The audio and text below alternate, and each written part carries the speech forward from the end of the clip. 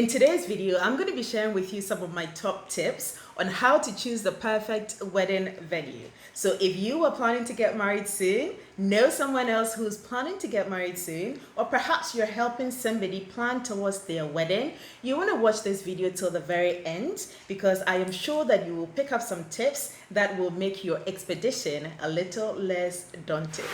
So many questions that I wanna ask. Today's video is actually inspired by Anastasia. Anastasia writes, "Thank you so much for all of your videos and thank you for giving us a glimpse of how your day looks like. I have a question which might actually serve as a good video topic. I am getting married in December and wondering whether I want an outdoor garden wedding or an indoor wedding. Could you do a video of the pros and cons of each setting, as well as give any tips and tricks on what kind of decor works best for each space and which ones don't? I have already saved pictures of inspiration, but haven't been able to settle because of the whole venue thing. Thank you in advance." Anastasia, first of all, congratulations to you on your upcoming wedding. Now, in choosing the perfect wedding venue, the first thing that you want to be thinking about is your wedding date. Now, I know that you mentioned that you're planning to get married in December, but you want to try to get as specific as possible with your wedding date, because when you are conducting venue recce's or hunting for your perfect wedding venue, you want to be asking to see that the venues you are considering are actually available on your preferred date. If you're planning a garden wedding or outdoorsy rustic wedding with lots of natural earthy tones, also consider the time of year and weather constraints.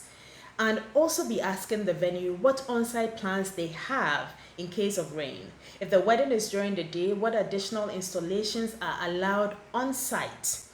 I know that December is a fairly dry month, but the weather is a little unpredictable these days, so you can never be too sure. The second thing you want to be thinking about is how much you can afford to spend. It is important to recognize that venues with in-house catering like hotels and resorts will charge a price per plate in addition to a venue hire fee.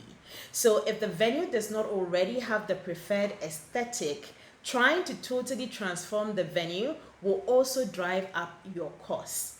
Where you're working with a limited budget, you want to select a venue that approves external catering and already offers a similar aesthetic to the wedding style.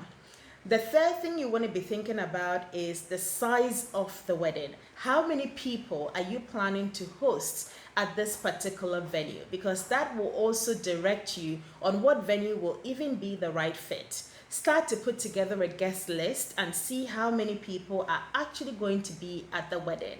And when you're putting together your guest list, please also involve all of the key party players. So your parents, your fiance, and anybody else who's playing a significant role, because chances are they will also be adding on to the guest list. You want to conclude on the guest count and then go ahead and consider the venues. Have in mind also that the maximum capacity of a room is not always the comfortable point. So you want to ask the venue how many people the space can comfortably seat and what's allowed. So as an example, if the venue you're considering can typically seat 200 people theater style, you want to be thinking that in this current climate, the venue will probably only be able to seat 50 people banquet style. So you want to be considering all of these things. And then you also want to think about what installations or logistical requirements will possibly eat into the space. So your dance floor, if you want a fairly large dance floor, that's going to eat up into your space. If you have a live band playing, that's going to eat up into your space, right? If you have a projector playing, that's going to need a bit more space. So you want to be considering all of these additional installations before you decide on which venue will be the perfect wedding venue for you. The fourth thing you want to be thinking about is your wedding style. And I know that this is one of the things from your comment, this is one of the things that you seem to be struggling with. But it is so important that you sit down, use Pinterest. And I've actually already recorded a video on how to create a mood board for your wedding. I'm going to link that video in the description below because I am sure that you will find that video so useful in deciding what your color palette will be and what the general vibe of the wedding will be, because that will also direct what venue you eventually choose. You want to choose a venue that aligns with the vision that you have for your wedding. Now, this may seem rather obvious, but it is important to seek out venues that fit the aesthetic that you finally decide on. If you are, as an example, planning a dreamy modern wedding, you want to consider an upscale hotel ballroom or a well-designed restaurant space. On the flip side, when you are planning a rustic wedding with lots of natural earthy tones, you want to consider outdoor venues with beautiful wooden elements. The fifth thing you want to be thinking about is proximity. Will the ceremony and reception be held in the same space? If not, how far are they from each other? And how easy is it to get from the ceremony to the reception, as an example, or even from the space in which you are dressing up to the ceremony space, as an example? You want to be thinking about what the walking or driving distance is from one side to the other. If you have perhaps an after party after the reception, when you're selecting a venue for the after party, be thinking about, is it in close proximity to the reception space?